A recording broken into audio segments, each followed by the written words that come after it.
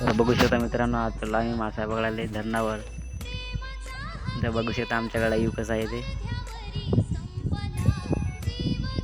धरणार पोचलेलो आहो आम्ही आता. बघा धरण कसं आहे आमच्याकडं.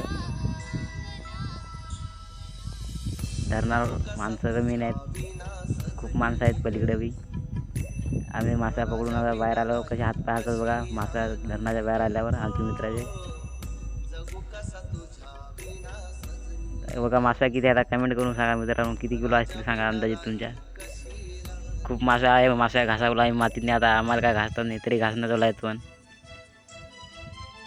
घासा रबा रबा.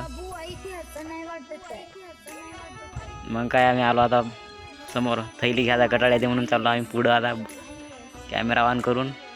मागची आपली मंडळी. हे बघा इथं ओळीचं दुकान आहे इथं.